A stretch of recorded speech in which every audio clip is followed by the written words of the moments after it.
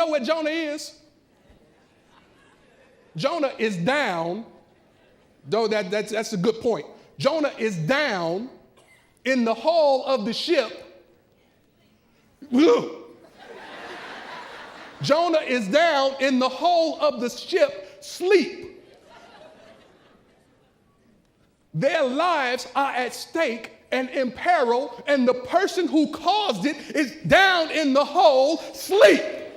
That's why you have to watch who's traveling with you. You have to watch who you pick up along the way, because sometimes people will bring their stuff to your party. They will bring their baggage to your ship, and when the storm comes, they will be down in the hole, sleep. You're trying to figure out why in the world this is happening to me. This is not the demonstration of my consciousness. I've been doing all I'm supposed to do. I've been praying and I've been seeking and I've been studying and I've been reading. What's going on? Sometimes it's just the people you have with you. As I said earlier, the people who are with you are a part of your body. Huh? We together? You have to watch what is a part of your body. They go and find Jonah, and this sucker is cold asleep.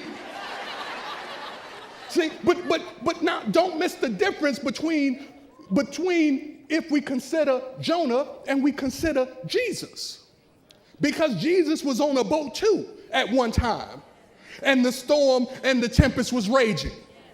And the folks came to Jesus and they said, Master, the tempest is raging. Do you care if we perish?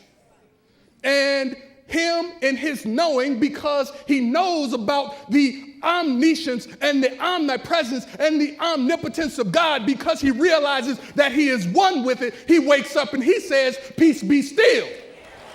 When you are connected to the Christ presence, it's cool to have the Christ on your boat, because if you've got the Christ, when the crisis shows up, you've got something that you can tap into that can help peace be restored to your experience. But if you just out there with that Jonah syndrome, you get down there and you find Jonah, and Jonah is fast asleep. This sucker who caused all this problem, he's not even experiencing the turmoil of the moment, and it's his moment. All because he wants to escape the presence. You cannot escape the presence of God. The presence of God always comes and visits you. Oh, good Lord. And you will attract to yourselves, experience situation, conditions, and circumstances that continue to move you back to the presence, that continues to move you back to the realization that you don't know. But the problem is that you don't know that you don't know. But baby, you better start knowing. Because ignorance of the law is no excuse. Ignorance of the law will not make you free. You can jump off the building if you want to, and you can pray before you go. You going down just as sure as you look right here. They go to Jonah and they say,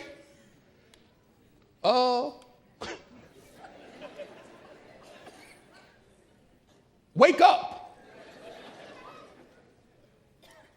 and call out. Watch out now. They tell him, wake up and call out to your God. Now, if I'm not mistaken, this is the same God he was trying to get away from.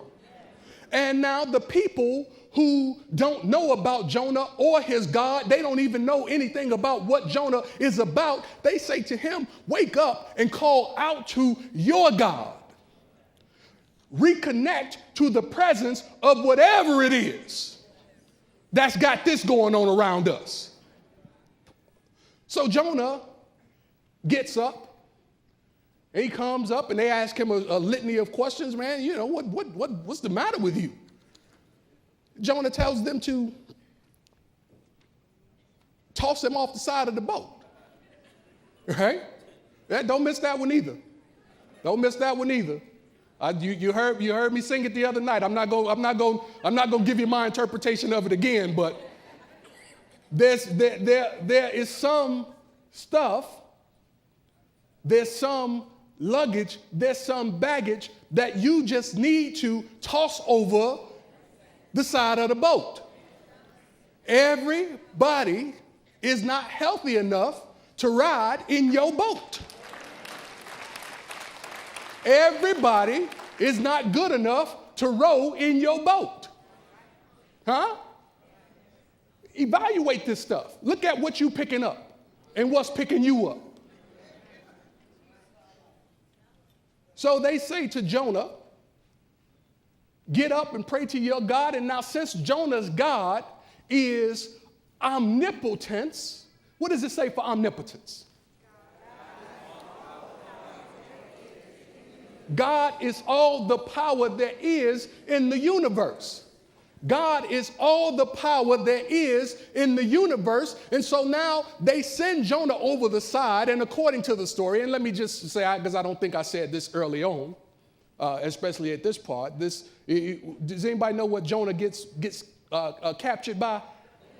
Yeah, a large whale. I think it's important that we say that this is an allegory. All right, it's a story for the purpose of telling a story or making a point, a spiritual point, but it's an allegory, right? When you toss the stuff over the boat, or if they toss you over the side of the boat, do not look for the large fish to come and save you. Especially not one that you can live in the belly of for 3 days and pray to the Lord until the Lord comes and saves and delivers you. But then Jonah begins to pray. Jonah begins to pray, and Jonah, you see, you have to love the symmetry of God. Jonah begins to pray for the very thing that he was supposed to go and deliver to the people in Nineveh. See, you cannot escape what God has intended you for. You've heard me say it many, many times. You have a purpose on this earth. And that purpose is one that you must fulfill. It's one that you did not give yourself. It's a purpose that comes to you from on high. You came to go. You didn't just come to stay. You came that you might share this truth and this life and this light with someplace wherever you go, on your job. They should be able to point to the people from Christ's Universal Temple. They should hear it in your walk, and they should hear it in your talk. They should know, just as they always have, that there is something peculiar about you. There's something different about you. Where do you go? What are you connected to? Because if you're connected to an omnipresent, omniscient, omnipotent God, then you can't be outside of the power of God. But the way for you to tap into it is to tap into it. You can't run from it. You can't escape it. You can't discharge it. You can't give it away. It's yours and it's your responsibility. You are responsible for what you know. You're responsible for what you show, and you're responsible for what you owe. And what you owe is to be the omni of God in your life, world, and affairs. Let me talk to you. Let me talk to you. Because I don't want us to continue to make the same mistake that Jonah made. You can't get away from your responsibility. You can't get away from your divine inheritance. You are a spiritual being. You have to act like it. Huh? Spiritual beings don't get caught up in stuff that purely shows up. Spiritual beings think and see from another level. What does it mean to be a metaphysician? It means that you are not just stuck on what is showing up in your life, world, and affairs. I understand that there might not be enough, appear to be enough to meet the need. But you have to know that God is able.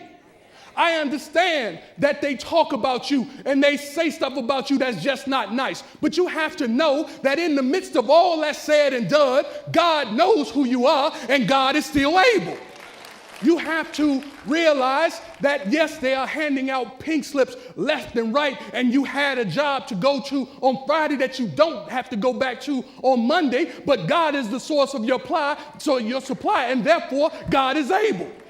You have to realize that even though people come in and out of your life, the one constant, the one consistent, the one that stays the same yesterday, today, and forevermore is God, and God's good, and God is able.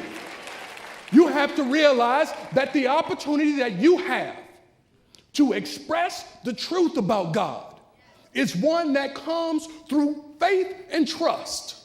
It means a lot to be made in the image and after the likeness of God. The song they use, I am made in the image of the Father. I am made in the likeness of God. And wherever I go, I want the world to know that I know. See, it's not a matter of what anybody else knows. Give me something, baby. It's not a matter of what anybody else knows. It's what you know. Do you know that God is able? See, do you know that God is predictable?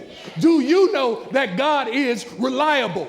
Do you know that God is sustainable? Do you know that God is maintainable? Do you know that God is repeatable but unbeatable? Do you know that God is able, and all you need right here and right now, it doesn't matter what you're going through, God is sufficient to your need, and God has seen to it that you not be without.